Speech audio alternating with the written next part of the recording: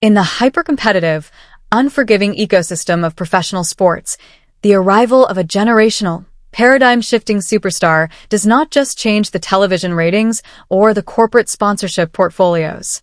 It fundamentally and violently alters the basic rules of survival for every single player currently occupying a roster spot. When an offensive engine like Caitlin Clark enters an organization, she completely redefines the physical geometry, the required cardiovascular stamina, and the exact biomechanical specifications needed to stay on the basketball court. You are no longer playing traditional, stagnant, half-court basketball. You are participating in a relentless, exhausting, high-speed track meet. And in this brand new, highly lucrative economy, you essentially have two choices. You can stubbornly refuse to adapt, complain about your lack of offensive touches, and watch your career slowly evaporate into total irrelevance. Or you can look at the unvarnished, mathematical reality of the situation, completely restructure your physical biology, attach your personal brand to the multi-million-dollar spotlight, and secure an unprecedented level of generational wealth right now, while the vast majority of the WNBA Players Association are desperately begging the billionaire owners for a higher percentage of the league's gross revenue. Two players on the Indiana Fever have quietly executed the most brilliant, cutthroat survival strategy in the modern history of the sport. Sophie Cunningham and Lexie Hull are not waiting for a collective bargaining agreement to save them. They are actively transforming their bodies, issuing silent ultimatums to their new head coach, and building massive, private equity portfolios off the court. Welcome to the breakdown. Let us expose the brilliant biological and corporate evolution of the Caitlin Clark era and why the smartest role players in the league are quietly building empires while everyone else is fighting over the scraps. To truly understand the absolute physical toll that the Caitlin Clark system demands from its participants, you have to examine the extreme, unprecedented, physical transformation that Sophie Cunningham just voluntarily subjected her body to during the off-season.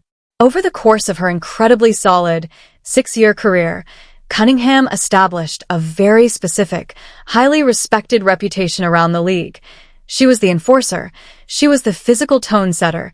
She was the player willing to absorb the brutal, borderline flagrant fouls, throw her body into the paint, and physically retaliate against the established veterans who desperately tried to bully the Indiana Fever's rookie point guard. At 165 pounds, she possessed the structural mass required to set bone-crushing screens and survived the heavy, grinding physicality of the WNBA's traditional half-court style of play. But Cunningham is an incredibly high-IQ basketball player, and she recognized a terrifying reality.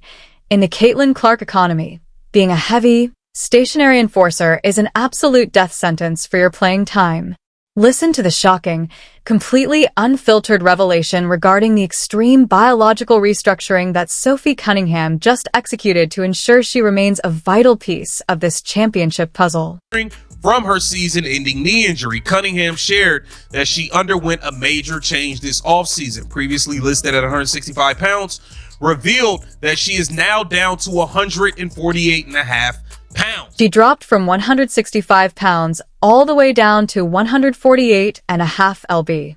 That is a staggering, massive reduction of nearly 16 pounds of body mass for a professional athlete who is already required to maintain an elite level of physical conditioning.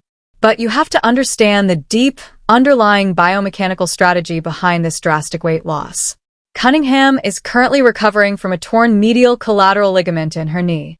When you are attempting to rehabilitate a severe ligament injury while simultaneously preparing to play in the fastest-paced, highest possession offense in the entire league, carrying excess weight is a recipe for a career-ending structural failure. Every single pound of mass exponentially increases the shear force placed on the knee joint during high-speed deceleration. Cunningham mathematically calculated that she needed to strip her body down to its absolute leanest, most efficient frame just to physically survive the upcoming season. But the weight loss is not just about injury prevention. It is about the absolute, non-negotiable requirement to run the floor in transition. Caitlin Clark's transcendent passing ability completely breaks opposing defenses before they can even set up. If you are a wing player on the Indiana Fever and you leak out in transition the absolute millisecond the defensive rebound is secured, you are mathematically guaranteed to receive a perfectly placed 50 feet pinpoint pass that leads directly to an uncontested layup or a wide-open corner three-pointer. But you have to be fast enough to beat your defender down the floor. Listen to the brilliant, unvarnished tactical analysis of why Sophie Cunningham intentionally sacrificed her status as the heaviest enforcer on the team to become a high-speed transition weapon. Decision to cut down on weight, because she know Caitlin Clark has cut down on weight. Caitlin Clark got rid of all that The Rock and Fast 5 muscle. She's back to Iowa skinny CC. You know what is going to be running like a track star. Sophie Cunningham looked at the tape from last season.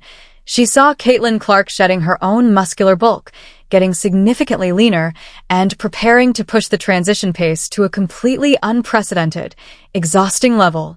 Cunningham remembered exactly what happened to Aaliyah Boston during the first half of her sophomore season. Boston came into the year slightly heavier, accustomed to the slow, methodical post-up game, and she spent the first month of the season visibly exhausted, desperately struggling to keep up with the relentless, chaotic pace of her new point guard. It was not until Boston played herself into peak cardiovascular shape that she unlocked her true potential in the new system. Cunningham is proactively skipping the adjustment period. She shed the weight, she optimized her cardiovascular engine, and she is returning to the Indiana Fever as a highly mobile, lethal, catch-and-shoot weapon who shot an astounding 43% from beyond the arc last year.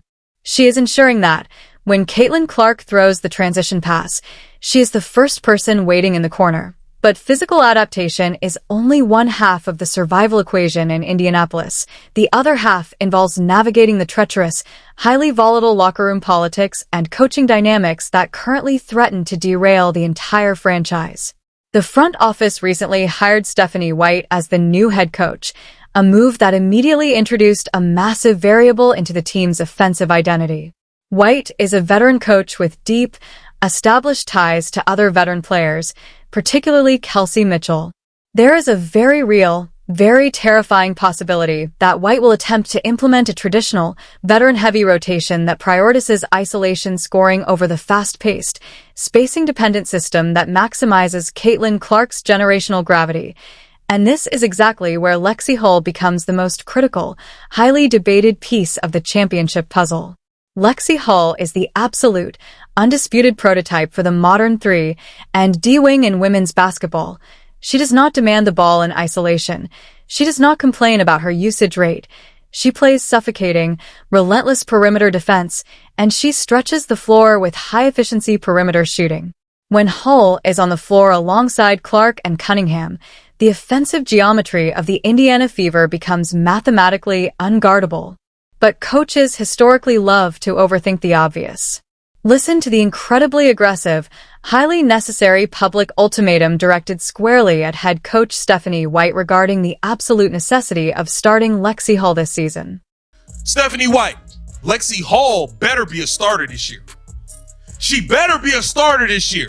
Don't try what you pulled last year, starting DeWanna Bonner. Do not play games. Lexie Hull must be a starter on this team. This is not a casual suggestion from the fan base. It is a tactical mandate. If Stephanie White attempts to play political games with the starting lineup, if she attempts to bench Hull in favor of slower, high-usage veteran players who disrupt the spacing and demand isolation touches, she will immediately trigger a catastrophic failure of the entire offensive system. You do not place a multi-million-dollar Ferrari engine inside a vehicle with flat tires.